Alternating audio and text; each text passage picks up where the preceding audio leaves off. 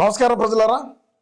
మన పార్టీలో క్రియాశీలకమైనటువంటి వ్యక్తి 151 నుంచి మనం 11 స్థానాలకు పడిపోవడానికి ప్రధాన కారణమైనటువంటి సకల శాఖ మంత్రిగా పేరు ప్రఖ్యాతలో కాంచినటువంటి మిల్లెట్ రెడ్డి గారు మరి ఏదో మాట్లాడుతూ ఉన్నారు. మావిగన్ గురించి ఎందుకు మాట్లాడుతున్నారో మరి ఏమో. 5 సంవత్సరాల పాటు మావిగన్ అనేది దేనికి గుర్తు రాలేదో, మరి ఈ రోజు దేనికి గుర్తొచ్చిందో, సరే ఎట్టనో ఏదో జరిగి ఉంటుంది మాట్లాడుతున్నాడు. మరి ఆయన ఏమి చెప్తున్నాడు అనేది మనం ఒకసారి ఇని తప్పకుండా మనం వీడియోని విశ్లేషణ చేయాలి. ఎందుకంటే భారతదేశంలో ఏ ముఖ్యమంత్రికి రానట్టు ఆలోచన వచ్చాది మనోడికి, దానికి మనోడే మరి మూలం, అదేవిధంగా ప్రాతినిధ్యం వహించాడని బయట ఉండేటువంటి వాళ్ళు అనుకుంటారు. కానీ సరే ఇన్ని ఎందుకు మాట్లాడటం లేదు. సరే ఏం మాట్లాడిందా ఉండండి, చెప్పున్నా.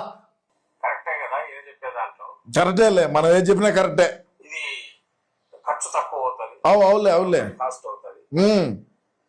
మరి ఖర్చు తక్కువ అవుతుంది, ఫాస్ట్ గా అవుతుంది పని అనుకున్నప్పుడు మరి 5 సంవత్సరాలు మరి ఎన్ని పెరిగి పొగలేసావునా? ఏడ పెరిగి పొగేసావు? 5 సంవత్సరాల పాటు పెరిగి పొగేయడం అంటే మామూలు మాటలా? అది చెప్పు.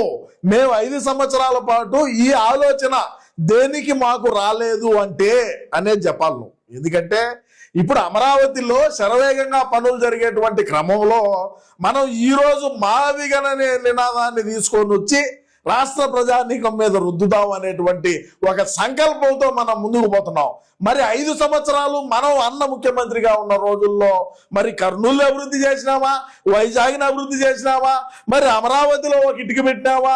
మనోడు అధికారంలోకి వచ్చి మనం ముఖ్యమంత్రి అయిన తరువాత రాష్ట్రంలో అంతా కూడా సర్కారు చెట్లు పిచ్చి మొక్కలు మొలిచినాయి తప్ప ఎక్కడా కూడా అభివృద్ధి జరగలేదని అందరికీ కూడా తెలుసు. మనమేమి దాన్ని కొత్తగా ఏమి చెప్పాల్సినటువంటి అవసరం కూడా ఏం లేదు. చెప్పండి. తట్టుకోలేక ఇదేందో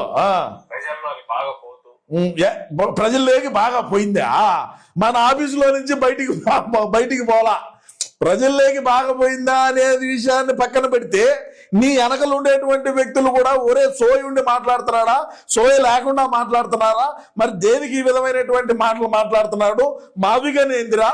సరే మావిగన్ ఏంది, కథ ఏంది, వ్యవహారం ఏంది? మనం అధికారంలో ఉన్నప్పుడు మరి దేనికి 3 రాజధానులు అని చెప్పి మరి వైజాగ్ను మరి కర్నూలు అభివృద్ధి చేద్దామని చెప్పినాడు. మరి ఈయన కొత్త మొగుదాలు పెట్టుకొని ఈ మచిలీపట్నం, విజయవాడ, గుంటూరు 3 ప్రాంతాలని కలిపి మావిగన్ అని 5 సంవత్సరాల పాటు దేనికి చెప్పలేదు?